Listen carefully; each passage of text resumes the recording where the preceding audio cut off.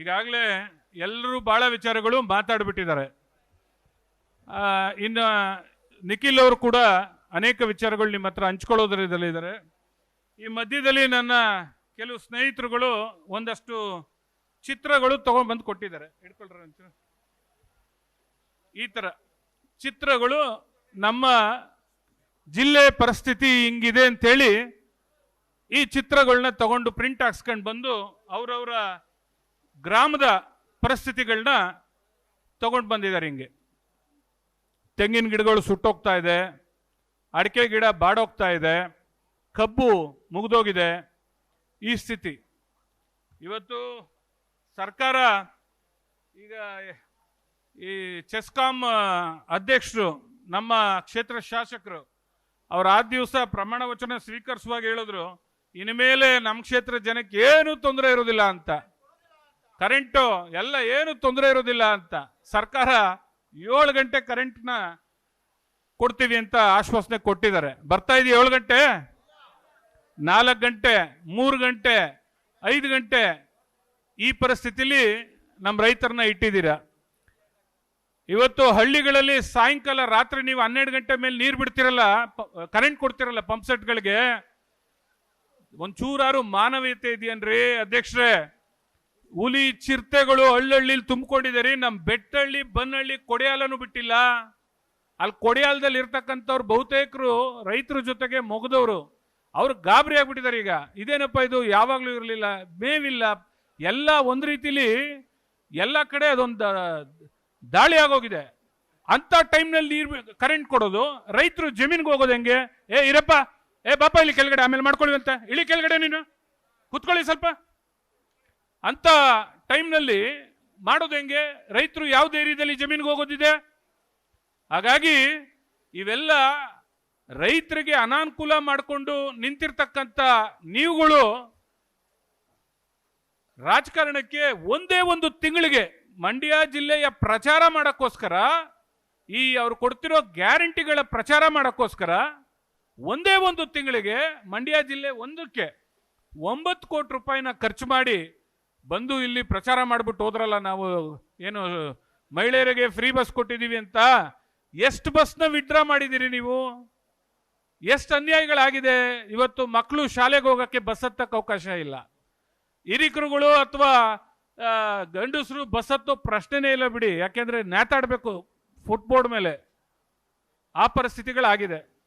ಹಾಗಾಗಿ ಇದೆಲ್ಲ ಅವಿವೇಕದ ಪರಮಾವಧಿ. ಅದ್ರ ಜೊತೆಲಿ ಪುಣ್ಯಾತ್ಮ ನಮ್ಮ ಕ್ಷೇತ್ರದ ಶಾಸಕನಿಗೆ ಅದೇನಾಗಿದೆಯೋ ಗೊತ್ತಿಲ್ಲ, ಟಿ ವಿಲಿ ಬಂದಾಗೆಲ್ಲ ಅಪಕೀರ್ತಿಲೇ ಬರೋದು.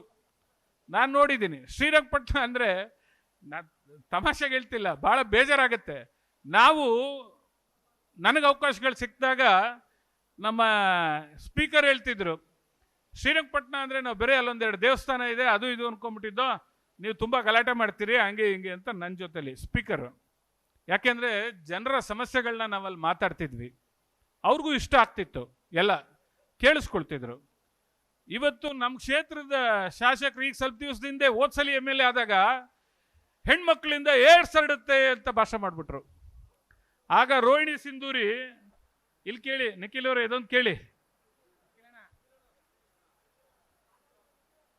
ಇದೊಂದು ಇನ್ಸಿಡೆಂಟ್ ಕೇಳಿ. ಕಳೆದ ಸಾರಿ ನಮ್ಮ MLA ಅವರು ವಿಧಾನಸಭಾ ಸದಸ್ಯರಾಗಿದ್ರು, ರಮೇಶ್ ಬಾಬು ಬಂಡಿಸಿದ್ದೇಗೌಡರು. ಆ ಮಂಡ್ಯದಲ್ಲಿ ಯಾವುದೋ ಒಂದು ಸಭೆಯಲ್ಲಿ ಮಾಡುವಾಗ, ಮಹಿಳೆಯರ ಸಭೆ ಮಾತಾಡುವಾಗ ಹೆಣ್ಮಕ್ಳಿಂದ ಎಲ್ರಿಗೂ ಏಡ್ಸ್ ಹರಡುತ್ತೆ ಅಂತ ಭಾಷಣ ಮಾಡಿಬಿಟ್ರು. ಆ ಕಾರ್ಯಕ್ರಮದಲ್ಲಿ ರೋಹಿಣಿ ಸಿಂಧೂರಿ ಅವರು ಆಫೀಸರು, CO ನಮ್ಮ ಮಂಡ್ಯಗೆ, ಆ ಅಮ್ಮ ಮಂಡ್ಯ ಆಫೀಸ್ ಕೊಟ್ಬಿಟ್ರು, ನಾ ಕಂಪ್ಲೇಂಟ್ ಕೊಡ್ತೀನಿ ಇವನ್ ಮೇಲೆ ಅಂತ. ಏನ್ ಲೀಡರ್ಗಳೆಲ್ಲ ಬಿದ್ದು ಬೇಡಿ ತಡ್ಕೊಂಡು ಬೇಡ ಏನೋ ಅತ್ತಾಚುರಿಯ ಮಾತಾಡ್ಬಿಟ್ಟಿದ್ದಾರೆ, ಇದೊಂದ್ಸಲಿ ಕ್ಷಮಿಸ್ಬಿಡೋಣ ಹಾಗೆ ಹೀಗೆ ಅಂತೇಳಿ ಅಲ್ಲಿ ಹಿಂದೆ ಕೂತಿದ್ದ ಹೆಣ್ಮಕ್ಳೆಲ್ಲ ಬೈಕೊಂಡು ಶಾಪ ಹಾಕಿ ನಿಲ್ತೋಯ್ತು ಅಲ್ಲಿಗೆ. ಪತ್ರಿಕೆಗಳಲ್ಲೂ ಮಾರನೇ ದಿನ ನೀವೆಲ್ಲ ಹಾಕ್ಬಿಟ್ಟಿದ್ರಿ ಅದನ್ನ. ನನ್ನ ಹತ್ರ ಈಗಲೂ ಕೆಲವರು ಅವಾಗವಾಗ ಕೋಪ ಬಂದಾಗ ಏನೇನೋ ಕಾಟ ಕೊಡ್ತಾರಲ್ಲ, ಅವಾಗೆಲ್ಲ ಕಳಿಸ್ತಾ ಇರ್ತಾರೆ ನಾನು ನೆನ್ಸ್ಕೊಂಡು, ನೋಡೋಣ ಅಂತ. ಮತ್ತೀಗ ಕುಮಾರಣ್ಣನ ಮೇಲೆ ಮಾತಾಡ್ಬಿಟ್ರಿ. ಈಗ ನನ್ನ ಕ್ಷೇತ್ರ ಶ್ರೀರಂಗಪಟ್ಟಣ ಅಪಕೀರ್ತಿಗಳಿಗೆ ನೀವು ಬಳಸ್ಕೊಳ್ಳೋದಾದ್ರೆ ಯಾಕೆ ನಮ್ಮ ಕ್ಷೇತ್ರ ಕಳಂಕ ತರ್ತೀರಿ ನೀವು?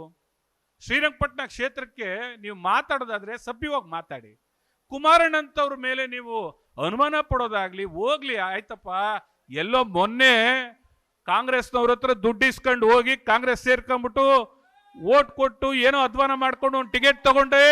ಎಷ್ಟಪ್ಪ ಅಂತರ ನಮ್ಗೆ ನಿಮ್ಗೆ? ಒಂದು 6,000 ಓಟ್ ಹೆಚ್ಚು ಕಮ್ಮಿ ನನಗೆ ಬಂದಿದ್ರೆ ನೀವಿಲ್ಲ. ಯಾವ್ಯಾವ ತಗೊಂಡಿದ್ದೀರಿ? ಮುಸಲ್ಮಾನರನ್ನೆಲ್ಲ ರಕ್ಷಣೆ ಮಾಡ್ತೀವಿ ಅಂತ ಮಾತು ಕೊಟ್ಟು ಅವ್ರು ಬಳಸ್ಕೊಂಡ್ರಿ. ದಲಿತರ ಖರ್ಗೆ ಅವ್ರನ್ನ ಮುಖ್ಯಮಂತ್ರಿ ಮಾಡ್ತೀನಿ ಅಂತ ಅವ್ರನ್ನ ಬಳಸ್ಕೊಂಡ್ರಿ. ಇನ್ನು ನಮ್ಮ ಪಕ್ಷದೊಳಗಡೆ ಅನೇಕ ಗೊಂದಲಗಳನ್ನ ಕ್ರಿಯೇಟ್ ಮಾಡಿ ಮೇಲೆ ಕೆಳಗೆ ಎಲ್ಲ ನಮ್ಗೆ ಎಳೆದಾಡಕ್ ಬಿಟ್ಬಿಟ್ರಿ. ಇನ್ನೂ ಏನೇನೋ ಶಕ್ತಿ ಬೆಳೆಸ್ಕೊಂಡ್ರಿ. ಅಷ್ಟೆಲ್ಲ ಮಾಡಿ ನೀವು ಗೆದ್ದಿರ್ತಕ್ಕಂಥದ್ದು ಪ್ರಯಾಸದ ಗೆಲುವು ಕೇವಲ 6,000ದಲ್ಲಿ. ನೀವು ಈ ತರ ಇರುವಾಗ ಸ್ವಲ್ಪ ಜವಾಬ್ದಾರಿಯುತವಾಗಿ ಕ್ಷೇತ್ರ ಸಮಸ್ಯೆಗಳ ಬಗ್ಗೆ ಮಾತಾಡೋದು ಬಿಟ್ಟು ಕುಮಾರಣ್ಣ ಅವ್ರ ಕುಟುಂಬದ ಬಗ್ಗೆ, ಬಹುಶಃ ಪಾಪ ಬಾಬು ಇನ್ನೂ ಚಿಕ್ಕವರಿದ್ರು ಅನ್ಸುತ್ತೆ. ನಾನು ಕತೆಗಳು ಕೇಳಿದ್ದೀನಿ. ಅರಕೆರೆಯಲ್ಲಿ ಬಂಡಿ ಸಿದ್ದೇಗೌಡರು ತೀರೋದಾಗ ಆ ಸಾವಿಗೆ ಬಂದಂತ ಗೌಡ್ರು ದೇವೇಗೌಡರು ಮಗಳು ಅಂತ ವಿಜಯಲಕ್ಷ್ಮಿ ಬಂಡಿ ಸಿದ್ದೇಗೌಡರನ್ನ ಪ್ರೊನೌನ್ಸ್ ಮಾಡಿ ಅವರ ಎಲ್ಲ ಕಷ್ಟ ಸುಖಕ್ಕೆ ನಾನು ಇದ್ದೀನಿ ಅಂತ ನಿಂತ್ಕೊಂಡ್ರು ಅವ್ರ ಜೊತೆಗೆ. ಪ್ರತಿ ಹೆಜ್ಜೆಲ್ಲೂ ಬಹುಶಃ ಈ ಜಿಲ್ಲೆಯಲ್ಲಿ ಆ ಥರ ಕಾಳಜಿ ಕೊಟ್ಟಿದ್ರೆ ಅದು ಓನ್ಲಿ ಬಂಡಿ ಸಿದ್ದೇಗೌಡರು ಮನೆಗೆ ಸೇರಿದೆ. ಇನ್ನು ಯಾರಿಗೂ ಅಷ್ಟೊಂದು ಕಾಳಜಿನ ಗೌಡ್ರ ಮನೆಯವ್ರು ಕೊಟ್ಟಿಲ್ಲ. ಅಷ್ಟೊಂದು ವಿಶೇಷವಾದ ಕಾಳಜಿನ ಅವ್ರಿಗೆ ಕೊಟ್ಟರು. ಅಲ್ಲೆಲ್ಲ ಹೋಗಿ ದುಡ್ಡಿಸ್ಕೊಂಡ್ಬಿಟ್ಟು ಅವ್ರಿಗೆ ಓಟ್ ಹಾಕ್ಬಿಟ್ಟು ಒಂದ್ಸಲಿ MLA ಆಗಿದ್ದಕ್ಕೆ 6 ಸರಿ 7 ಸಲಿ MLA ಮಾಡಿದ ಪಕ್ಷ, ಆ MLA ಮಾಡಿ ಇಡೀ ಕುಟುಂಬಕ್ಕೆ ರಕ್ಷಣೆ ಕೊಟ್ಟ ಕುಟುಂಬದವ್ರನ್ನ ನೀನು ಏಕವಚನದಲ್ಲಿ ಈ ತರ ಕೇವಲವಾಗಿ ನೀನು ಮಾಡಿಸ್ಕೊಂಡಿರೋದೇ ಸುಳ್ಳಿರ್ಬೋದು ಅನ್ನೋ ತರ ಮಾತಾಡೋದಾದ್ರೆ ದೇವ್ರು ಒಳ್ಳೇದು ಮಾಡ್ತಾರ? ಇದಕ್ಕೆ ಯಾಕ್ರಿ ನಮ್ಮ ಶ್ರೀರಂಗಪಟ್ಟಣ ಕ್ಷೇತ್ರನ ಬಳಸ್ಕೊಂಡು ಅಪಕೀರ್ತಿ ಮಾಡ್ತೀರಿ? ಬಹಳ ನೋವಾಗತ್ತಿದ್ ನಮ್ಗೆ. ಇವತ್ತು ಚಲರಾಯಸ್ವಾಮಿ ಅವರು ಎಲ್ಲ ವಿಚಾರಗಳ ಬಗ್ಗೆ ಮಾತಾಡ್ತಾ ಇದ್ದಾರೆ. ರಮೇಶ್ ಬಾಬು ಇಷ್ಟೆಲ್ಲ ಮಾತಾಡುವಾಗ, ಬಾಬು ಅಲ್ಲಿ ಬೆಳೆದಿದ್ದೀವಿ ಕಣೆ ನಾವು, ಆ ಮನೆ ಋಣ ಇದೆ ಪಾಪ, ಆ ವಿಚಾರಕ್ಕೆ ನೀನು ಮಾತಾಡೋದು ಗೌರವ ಅಲ್ಲ, ನಿಲ್ಸು ಆ ಮಾತನ್ನ ಅಂತ ಹೇಳೋ ಒಂದು ಸೌಜನ್ಯತೆ ತೋರಿಸ್ಲಿಲ್ಲ. ಇವರು ಜಿಲ್ಲಾ ಉಸ್ತುವಾರಿ ಸಚಿವರು. ಕ್ಷೇತ್ರಗಳಲ್ಲಿ ಅಧ್ವಾನ ಆಗಿದೆ. ಇಂಥ ಕರಾಳ ಸನ್ನಿವೇಶದಲ್ಲಿ ರೈತರು 10 ವರ್ಷ ಹಿಂದೆ ಕೊಟ್ಟೋದ್ರು. ಇಂಥ ಕರಾಳ ಸನ್ನಿವೇಶಗಳಲ್ಲಿ ಇವತ್ತು ತಾಲೂಕ್ ಹೆಡ್ ಕ್ವಾರ್ಟರ್ಸ್ಗಳಲ್ಲಿ ಸಭೆ ಮಾಡಿ ನಿಮ್ಮ ಜಾನುವಾರುಗಳಿಗೆ ಮೇವು ತರಿಸ್ಕೊಡೋಣ ಅಥವಾ ನೀರು ಕುಡಿಯೋಕ್ಕೆ ತೊಟ್ಟಿಗಳು ಕಟ್ಸ್ಕೊಡೋಣ. ನನಗೆ ಗೊತ್ತಿರೋ ಹಾಗೆ ಅನೇಕ ನನ್ನ ಕ್ಷೇತ್ರಗಳಲ್ಲಿ ನೀರಿಲ್ಲ. ನನ್ನ ಸ್ನೇಹಿತ ಇಲ್ಲೊಬ್ಬ ಮಾತಾಡ್ದ, ಅನೇಕ ಗ್ರಾಮಗಳಲ್ಲಿ ನೀರಿಲ್ಲ. ಇವತ್ತು ಪಿಹಳ್ಳಿಲಿ ಟ್ಯಾಂಕರ್ಗಳು ಕಟ್ಕೊಂಡು ಏರ್ತಾ ಕೂತವ್ರೆ, ನೀರು ಸಾಲ್ತಾ ಇಲ್ಲ. ಗಲಾಟೆಗಳಾಗ್ತಾ ಇದೆ, ಒಡೆದಾಟಗಳಾಗ್ತಾ ಇದೆ, ಪೊಲೀಸ್ ಕೇಸ್ಗಳಾಗ್ತಾ ಇದೆ. ಬಹುಶಃ ಹುಲಿಕೆರೆಯಲ್ಲೂ ಅದೇ ಸಮಸ್ಯೆ ಇದೆ, ಉಂಡವಾಡಿಲೂ ಆ ಸಮಸ್ಯೆ ಇದೆ. KRS ಪಕ್ಕದಲ್ಲಿದ್ರು ಕೂಡ ನೀರು ಕೊಡೋ ಪರಿಸ್ಥಿತಿಲಿ ಇವರಿಲ್ಲ. ಎಲ್ಲ ಗ್ರಾಮಗಳು, ಇನ್ನ ರಿಮೋಟ್ ವಿಲೇಜ್ಗಳು ಏನಿದೆ ಅದ್ರ ಪರಿಸ್ಥಿತಿ ಅಂತೂ ನಮ್ಮ ಕ್ಷೇತ್ರದಲ್ಲಿ ಕೇಳಕ್ಕಾಗ್ತಾ ಇಲ್ಲ. ನೀವು ಅದೆಲ್ಲ ಯೋಚನೆ ಮಾಡಿ ಅದಕ್ಕೆ ಏನು ಪರಿಹಾರ ಮಾಡಬೇಕು ಅನ್ನೋದು ಬಿಟ್ಟು ಒಂದೇ ಸಮ ಬರೀ ಓಟ್ ಕೊಡಿ ವಿದ್ಯೆ ಕಲ್ತು ಬಿಟ್ಟಿದ್ದೀವಿ. ಎಲೆಕ್ಷನ್ ಬಂತು ಅಂದ್ರೆ ಒಂದು 35,000 ಜನಕ್ಕೆ ಕಾಲ್ ಕಟ್ಟಕ್ಕೆ ರೆಡಿ. ಅವ್ರು ಏನಾರ ಬೈಕೊಳ್ಳಿ, ಎಸ್ ಕಾಲ್ ಕಟ್ಕೊಂಡು ಓಟ್ ತಗೊಳ್ತೀರಿ, ದುಡ್ಡು ಖರ್ಚು ಮಾಡ್ತೀರಿ, 5,000 ಕೊಡೋತಕ್ಕ 10,000 ಕೊಟ್ಕೊಂಡು ಅಧ್ವಾನ ಮಾಡಿ ಅವ್ರನ್ನ ಒಲಿಸ್ಕೊಂಡು ಓಟ್ ತಗೊಳ್ಳೋದು ಕಲ್ತಿದ್ದೀರಿ. ಜನ ಕಷ್ಟದಲ್ಲಿದ್ದಾಗ ಅವ್ರ ಕಷ್ಟ ಕೇಳಬೇಕಲ್ವೇನ್ರಿ? ಕೋವಿಡ್ ಬಂದಾಗ ಫೋಟೋ ತಗೊಂಡು ಆಟೋ ಮುಂದೆ ನಿಂತ್ಕೊಂಡು ಒಂದು 4-5 ಆಟೋಗೆ ಕೊಟ್ಬಿಟ್ಟು ನಾಪತ್ತೆ ಆದ್ರಲ್ವ ನೀವು? ಜನದ ಕಷ್ಟದ ಬಗ್ಗೆ ನಿಮ್ಗೆ ಏನ್ರಿ ಗೊತ್ತಿದೆ? ಇವತ್ತು ಜವಾಬ್ದಾರಿ ಇಲ್ದಿರೋ ರೀತಿಯಲ್ಲಿ ನಡ್ಕೊತಾ ಇದ್ದೀರಿ. ಇನ್ನ ಈ ಅನ್ಯಾಯಗಳ ಬಗ್ಗೆ ಅನೇಕ ಸಭೆಗಳು ಬರ್ತವೆ. ಈಗಾಗಲೇ ಹಿರಿಕರುಗಳು ಬಹಳ ಸುಸ್ತಾಗಿದ್ದೀರಾ. ಆ ಕಾರಣಕ್ಕೆ ನಾನು ವಿಳಂಬ ಮಾಡಲ್ಲ.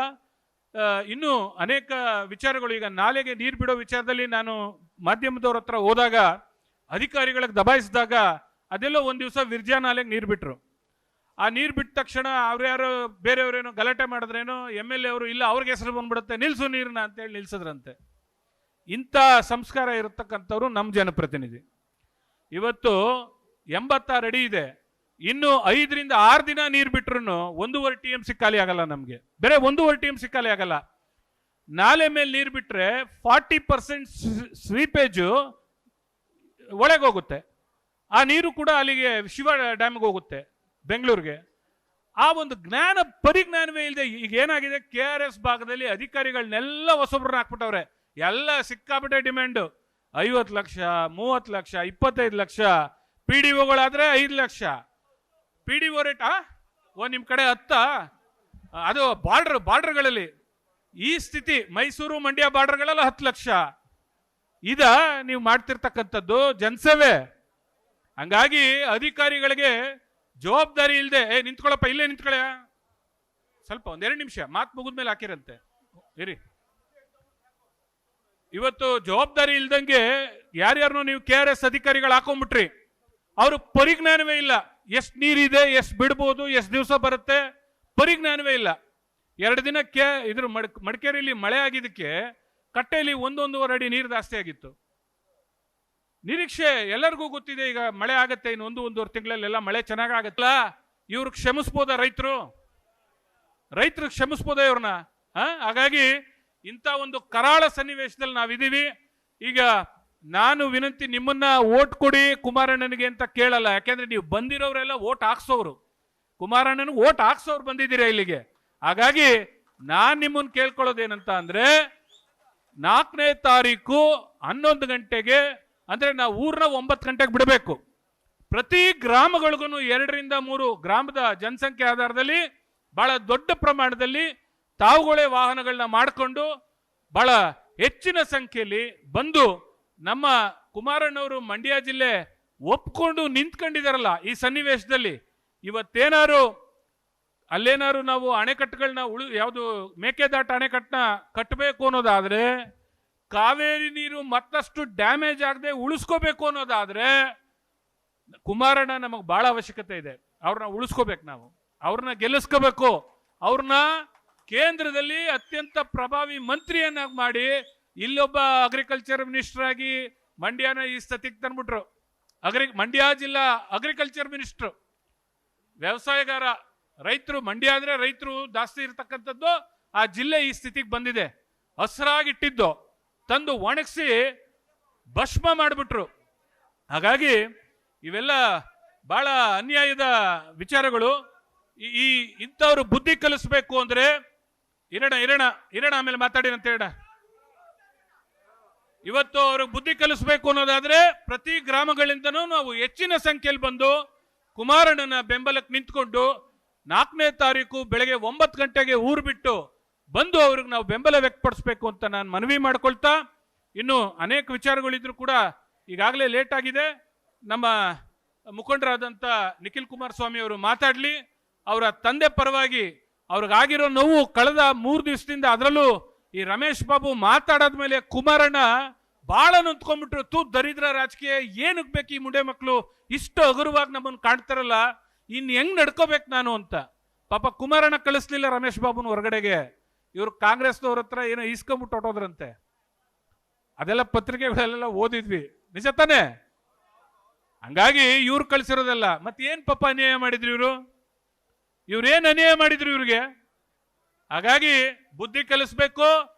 ಹಳ್ಳಿಗಳನ್ನ ಈ ಮಟ್ಟಕ್ಕೆ ಇಟ್ಟಿದಾರಲ್ಲ, ಅದಕ್ಕೆಲ್ಲ ನೀವು ಗ್ರಾಮಕ್ಕೆ ಬಂದಾಗ ತಮ್ಮ ಒಂದು ಏನು ನೋವಾಗಿದೆ ಅದನ್ನು ಹೇಳಿ ಅಧಿಕಾರದಲ್ಲಿ ಇರೋರಿಗೆ ಸ್ವಲ್ಪ ಎಲ್ಲ ರೆಡಿ ಮಾಡಿಕೊಡ್ಲಿ ಅಂತ ನಾನು ಕೇಳ್ಕೊಳ್ತಾ, ಈಗ ನಿಖಿಲ್ ಕುಮಾರಸ್ವಾಮಿ ಅವರು ಮಾತಾಡ್ಲಿ ಅಂತ ನಾನು ಮಾತು ಮುಗಿಸ್ತೀನಿ. ನಮಸ್ಕಾರ.